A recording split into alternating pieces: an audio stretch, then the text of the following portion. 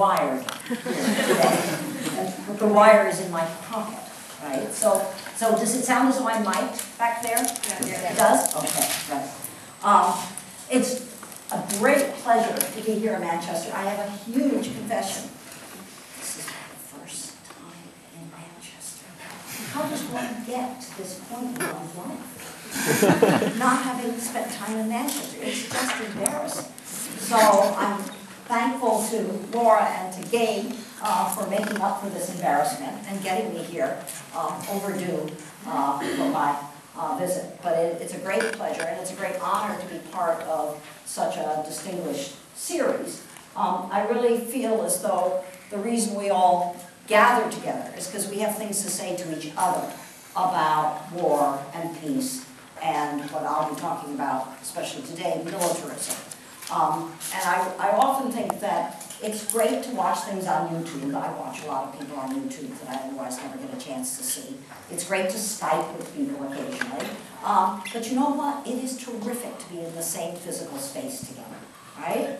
And to look around and think, oh my God, look at all the people that are as interested in this as I am. Because one of the things that militarization does is make you feel alone. It's one of the great pressures for militarization, is to make anybody who is not on board with militarization, and I'll talk a little bit about what that is, but who's not on board, to make them feel as if they're the only one, as if they are the one that hasn't really understood the dangerous world, or the meaning of pitching in together as part of the nation. And I'll give you an example that just came up this week. I was visiting friends here in Britain, and we were talking about the White Poppy campaign, which is also in New Zealand, but evidently has been here as well. Has anyone ever bought a white poppy? Raise your hands high, right? So everyone else can see. So about 4, 5, 6, 7, 8, 9, 10. Well, that's 10 out of whatever number is here in the room. The White Poppy campaign, my understanding, is a little different in every country, but in those countries that have the Remembrance Day and the red poppy sales, which go for veterans' betterment or their health care, is really also a highly militarized day, even though it looks as though it's a day about remembering sacrifice and continuing care. And so some people in several Commonwealth countries, including the UK, started selling white poppies. And in New Zealand, I know, the money from the sale of white poppies is used for scholarships for students who want to study peace studies in the university in New Zealand.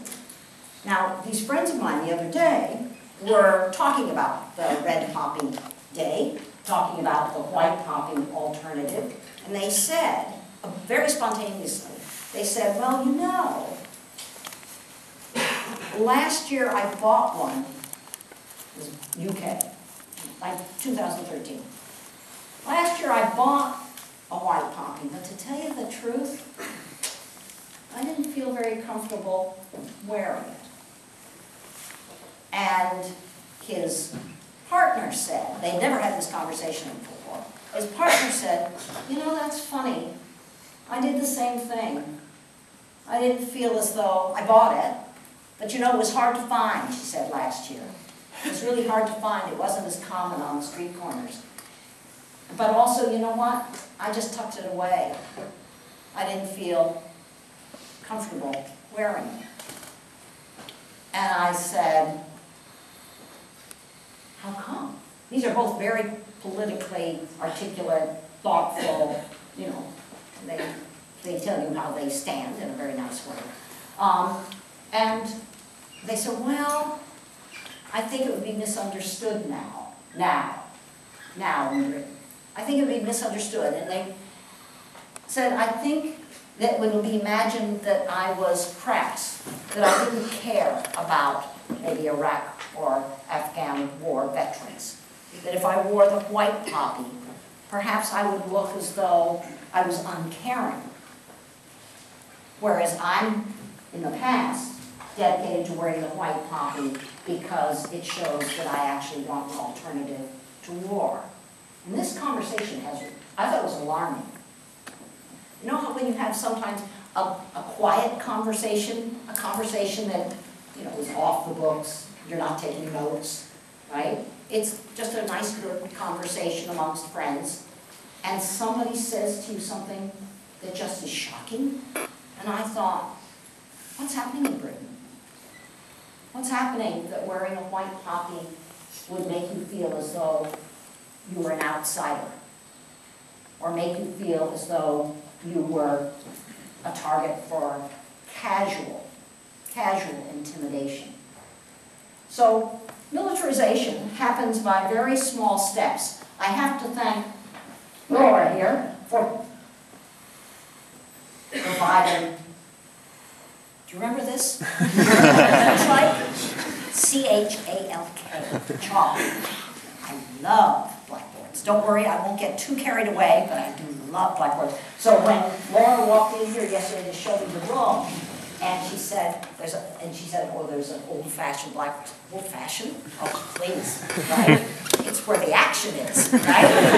PowerPoint is like pre-cooked food, right? Whereas you never know what's going to happen on a blackboard, right? Misspellings, squeaks, Anyway, but of course I'm going to use the blackboard. So here's the thing about militarization. See? Sound effects, the whole thing. So, it's really a mouthful, and it's probably not a term you use in everyday conversation very often, although maybe we should all use it more. But the reason I look at militarization is so that I'm not stuck just with militarism. Because militarism is a package of ideas. It's not one idea. It's a package of ideas. And amongst the ideas that go into the package of militarism include some of the following. One, I just mentioned before, is this belief. Now, mind you, this isn't a value. This is like, you're just trying to make sense. Is it our thing? It's humming, isn't it? Do we still have the nice media guy here? He was going to turn it down just so it wasn't. Okay, I just can't bear you all having to listen to the hum. No, I know what he said. He said you can't go very far. Oh, okay, so now it's not humming, is it? Okay. So techy. Anyway, okay. The first part of the militarism package is that you think that it makes sense, that you're just being realistic, that the world is a dangerous place. It's not a value, it's just looking at the world and seeing how it is. A second belief, of course beliefs are different than values, beliefs are how you think the world operates. And you can change your mind about these, but it's amazing how deep some of our beliefs are because it's the way we act in the world. It's how we guide ourselves every day, not just by what we think is good or bad, but how we think the world works.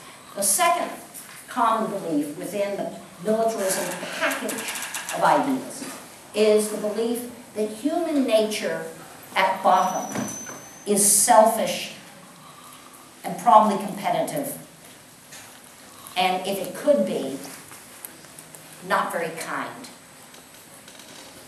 Many people can learn how to be kind, many people can be pressured to be generous, many people will in fact not act just for their own good, but in fact, if you just let them, that's where human nature, all our human natures would go. It would go towards the selfish. It would go towards the self-serving. Not everybody believes that, but that's a very common belief within the package of militarism. Then there are also the beliefs about men and women, which are very much integral to the package. Again, these aren't values. This is just how you believe the world is. And it's the belief that, well, people who are female are really different than people who are male. It's not that you're in favor of it or you're against it. That's just the way the world is. Now we get to values. amongst the values is a value that puts a stake in having military strength for whatever your national community is.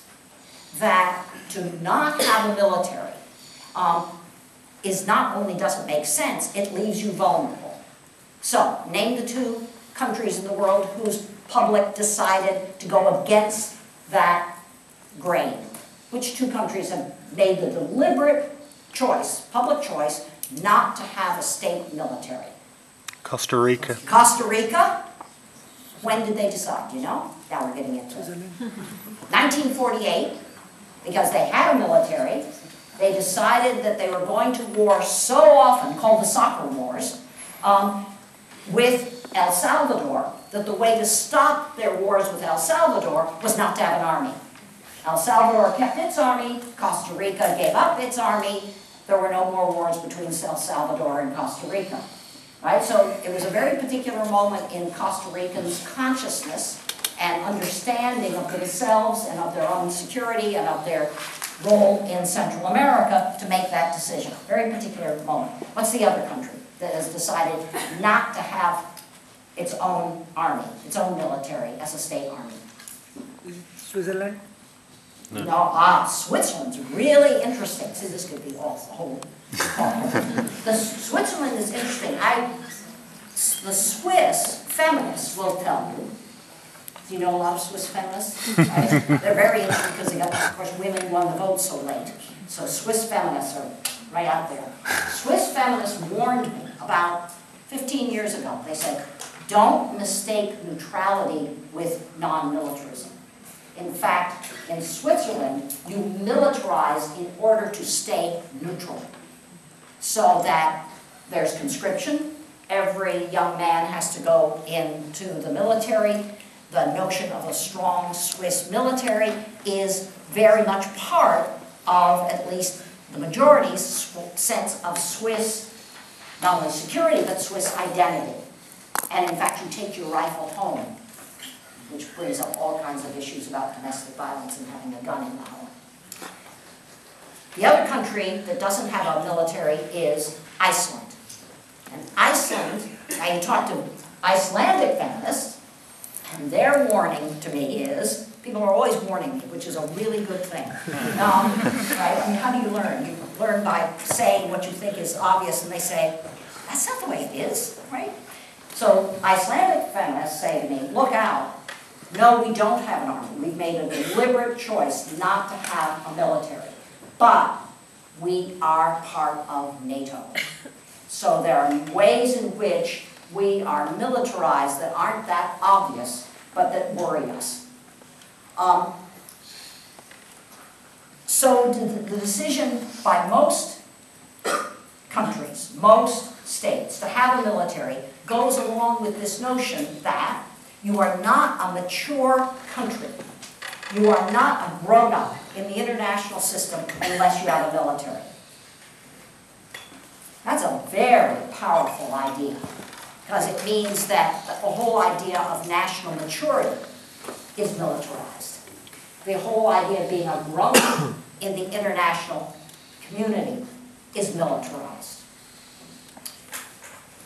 Other ideas are that hierarchy makes for effective action.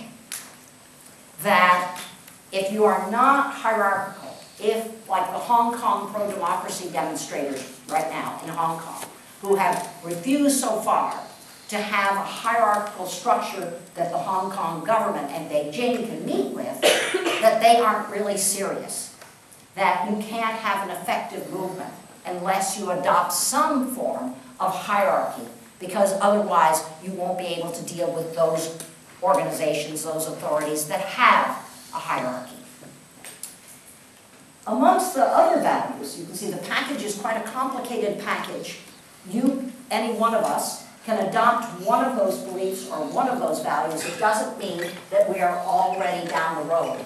So if this is 0 and this is X, you can adopt one of those ideas. You can maybe adopt even 2 of those ideas, but that doesn't mean that you're on the slippery slope without thinking.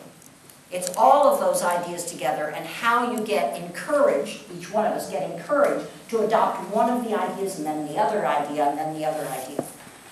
Another idea is that the world is made up of us and them. That, of course, goes very closely with the idea that the world is a dangerous place.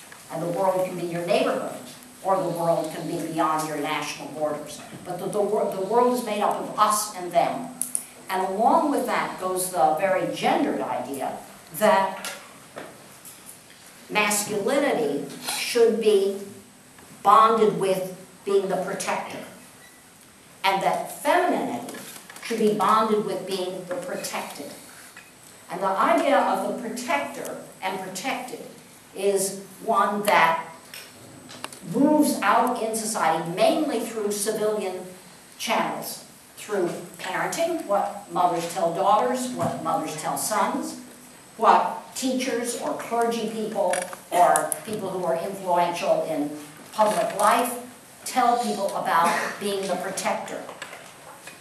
To untangle being the protector from being masculine is something that is really hard to do, but a lot of men who are anti-militarists have really had to try and untangle those two things. And if you listen to men who are involved in anti-conscription movements, which are mainly male, that is, conscription is mainly male. If you listen to men who deliberately become conscientious objectors, say in Turkey or in South Korea or in Israel, where there is male conscription, and of course Israel, male and female conscription. But it is particularly hard to develop your ideas about conscientious objection and yet not see yourself as an irresponsible, unmanly man, because manliness has been woven so tightly with the idea of being the protector. I mean, it's very close to who opens the door for whom. You know, that didn't come out of nowhere, and it doesn't just lead to nowhere. So I'm going to watch you all as you do. But again, the package of militarism is both a complex, multi-part package. It's also a highly, deeply gendered package. Take away ideas about and values, remember they're separate, ideas about manliness and values about manliness, and it's very hard to hold the package of militarism together.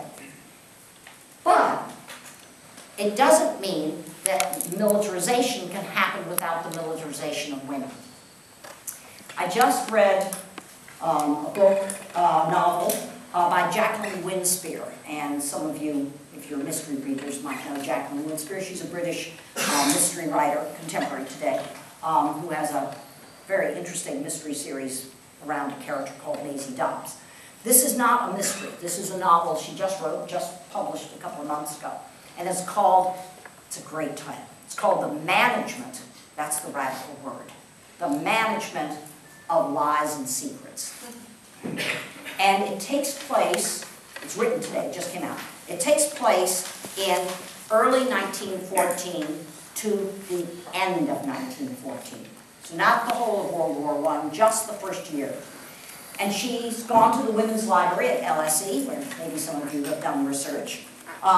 And she dug back into the newspapers, the journals, recipe books, guides for the homemaker, and she created a very vivid sense in this novel of the pressures on British women in mid-1914 to late 1914 to be a certain kind of militarized British woman. And it was a woman who did not hold her son or her boyfriend or her husband back from doing what? Joining up, enlisting.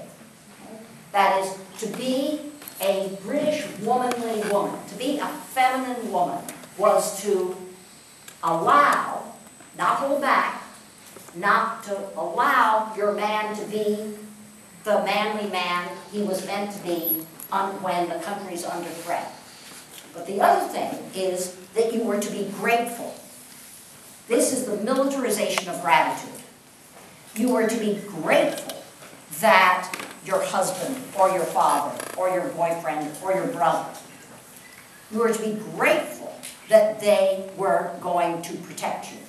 And that the feminization of gratitude is not something that is just from 1914.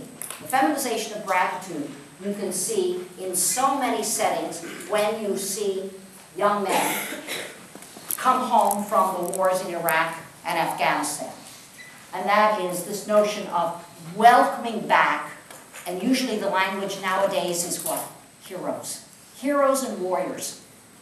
If you tracked British and US media over time, I'm not sure about Canadian media, that'd be very interesting, but in the media of the US and Britain, I think you'd find that there's almost no use of the term warriors in the 1960s, the 1970s, 1980s.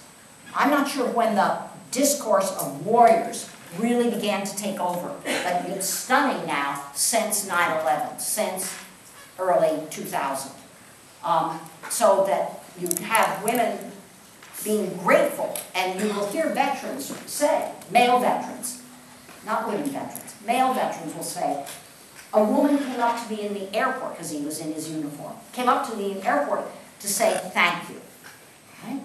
And that kind of gratitude is a woman playing the role she's supposed to play in a militarized society. She's supposed to be grateful to men who have acted out their manly responsibilities by being their protectors.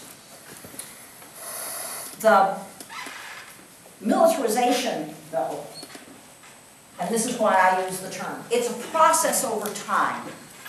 That's why it's different than militarism. Militarism is, as is any ideology, militarism is a whole package of ideas that are connected, sometimes in surprising ways. All right? Militarization is the process over time by which that package is adopted by more and more people. Or is the process over time by which you, who've never really been militarized, become militarized. So militarization happens at a very personal level. It can happen at a family level. You can watch a family, maybe extended, maybe just nuclear, when one member of the family joins the state military. And what happens to family relationships, gendered, over supporting that person's choice to go into the military. And you can watch a household, I've watched plenty of them, where a family was really never, on the scale of militarization, depends what country they're in, but they were pretty low. But once one member of the family, usually a son but not always, sometimes it's the father in the family, the husband, father, and over time the family dynamics become militarized in order to give succor and support to the member of the family that has joined the military. So you can militarize a person, any one of us. You can militarize a family, extended or nuclear. You can militarize a community. How dependent is any community on the weapons factory down the road? You can militarize an ethnic group, depending on how deeply dependent and feeling protected they are by their own ethnic militia. There you have to listen really, really hard to Kurdish feminists, right? And they're different. Kurdish feminists in Syria do not have the same experiences as Kurdish feminists in Turkey. So for instance, and this is an effort to roll back militarism, in Turkey, the Turkish government, both under the current party, the AK party, which is under Erdogan, and the former government, which was much more deeply influenced by the Turkish military. So you have really two quite different party regimes in the last 20 years. And in one way, Turkey looks much less militarized than it did, say, in 1990, because the Erdogan party, the AK party, has actually pushed the Turkish military a lot out of public life and a lot out of state life. It's really quite an achievement. But what has been common has been the sense that the Turkish Kurds are a threat to Turkish state unity. Now, if you're a Kurdish woman living in the southeast of Turkey, you have been under military siege for 25 years. The party that, quote, has fought for your Kurdish rights in Turkey is the PKK. And there are women in the PKK, and some of the women in the PKK, Turkish women, in fact, have been playing roles of fighters. But it's quite a heavily masculinized force. So now think you're a Turkish Kurdish woman who has increasingly become feminist.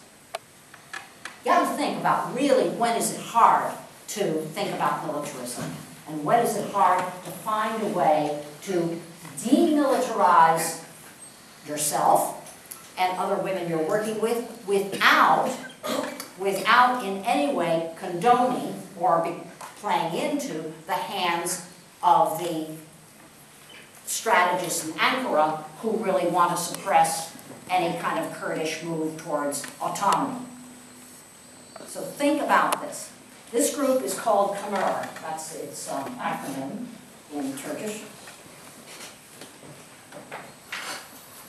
K-A-M-E-R.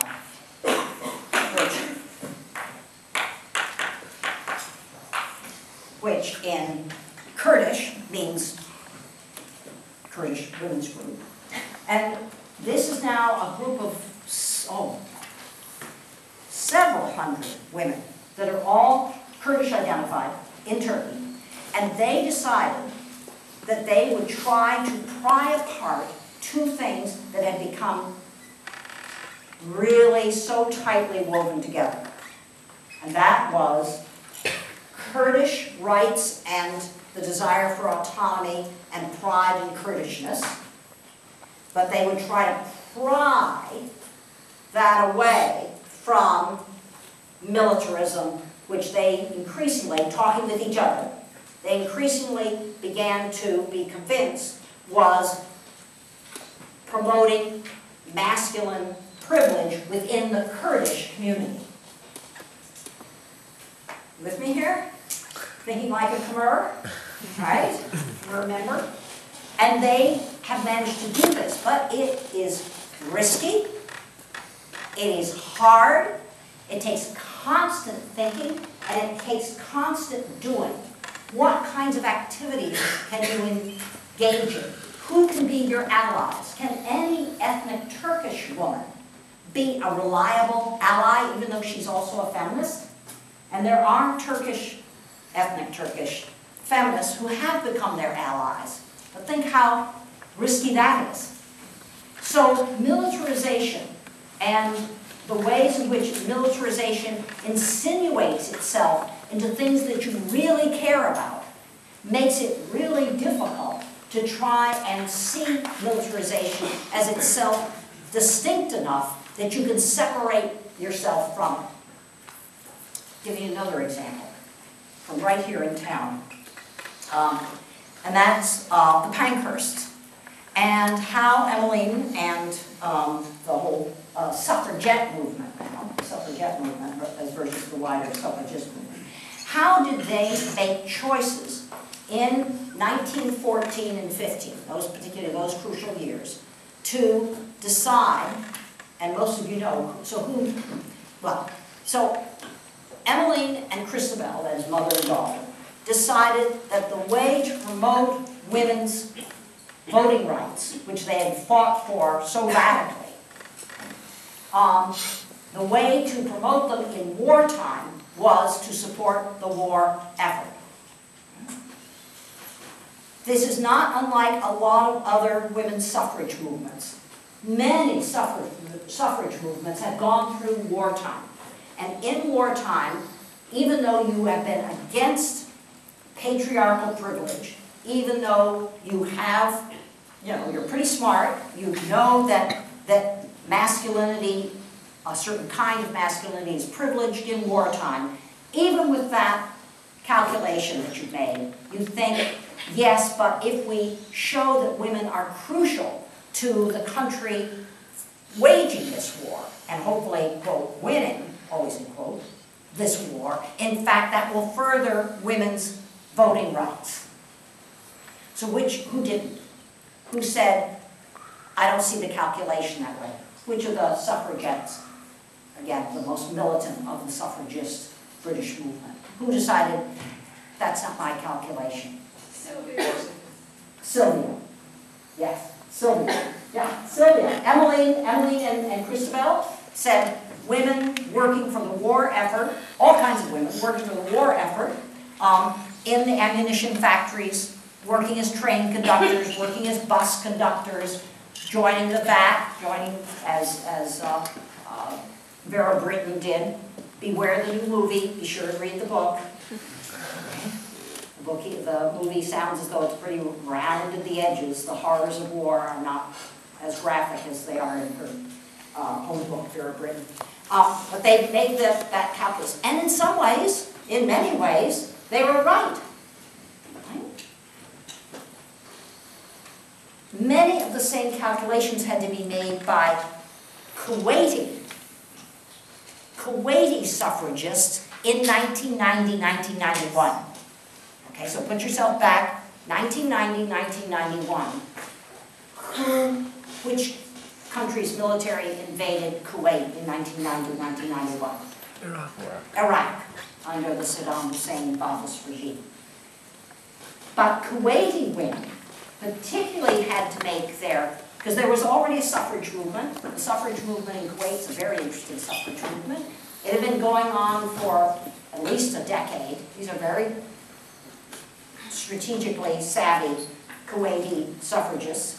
And they had to decide after the war how much to celebrate what Kuwaiti did, oftentimes at great danger, in the war, both by staying in Kuwait or by leaving Kuwait and from Saudi Arabia taking actions against the Iraqi military's occupation, for the sake of saying, you see, Kuwaiti women are crucial to Kuwait's security and we deserve the vote.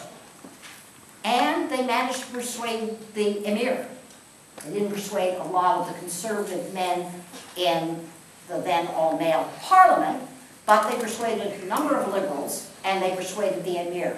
And you have to go read the rest of the story about Kuwaiti women's suffrage, right? But you can see the same kind of decision being made, which is, if you make this calculation, to what extent are you militarizing women's rights? To what extent are you militarizing voting? To what extent are you militarizing women's public roles? So these sorts of choices are not ones that are only made in kind of grand isolation. These sorts of choices are ones that you make every day now. Somebody will have to email me whether you, when is Remembrance Day in the poppies? Is that November? Yeah. Is it November? Send me an email. Just tell me what you decided, right? But the point is, it's not so much, do you decide to buy a white poppy or not? Do you decide to wear it or not? The thing is, do you think about what you decide to do?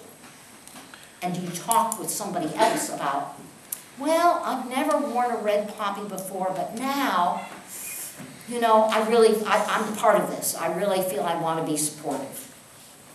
Or do you buy a white poppy because you think it's going for a good cause? I just didn't have the right thing to wear it with. Right? Militarization is about ideas and it's about relationships. And it happens over time. And it happens in a gendered fashion for every woman and every man, for every boy and for every girl. The ways in which militarizers need women are for women not simply to be the protected, but to be supportive in ways that are not too challenging for the men as they play out their responsibilities as manly protectors.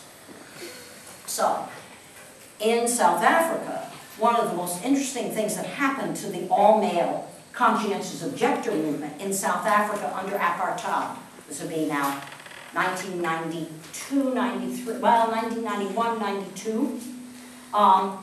One of your colleagues here in the UK, Daniel Conway, has written a wonderful book about this, is that a lot of men in the conscientious objector movement who wanted not to serve in the pro-apartheid South African military.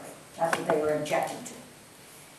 But they didn't really see the extent to which they thought that they were the brave ones as men, because they're the only ones who were actually breaking the law by not agreeing to conscription. So they created within the anti-apartheid movement a hierarchy between the brave men who are really taking the risks and the women who are their good supporters.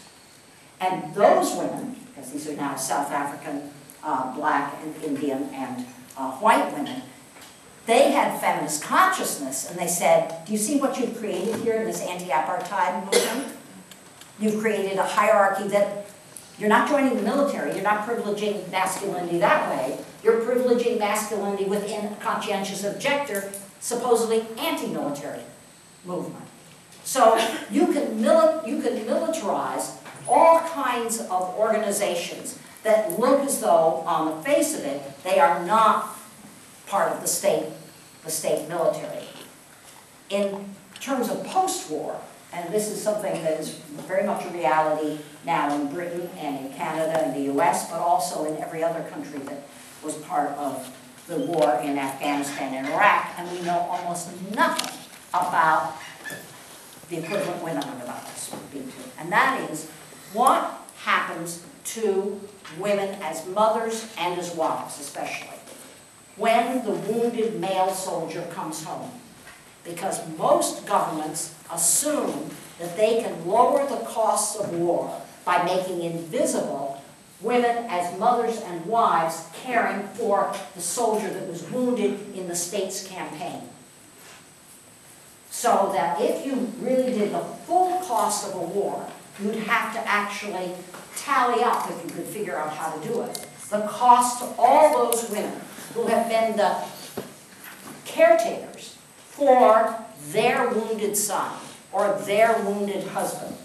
And for the Iraq War and the Afghanistan War, those are oftentimes wounds that will be the rest of that woman's life, or will be the rest of that woman's life as long as her wounded husband survives. So that post-war, for a woman who feels it's really her motherly duty or her wifely duty, she's a caring, loving, responsible person, is to militarize the rest of her life as a carer for the wounded soldier that the government really would like to cut the cost of care for. So this is, it means that any of us, do you realize this whole talk is just to get you to do work that you can then write and tell me about? There is so much we don't know.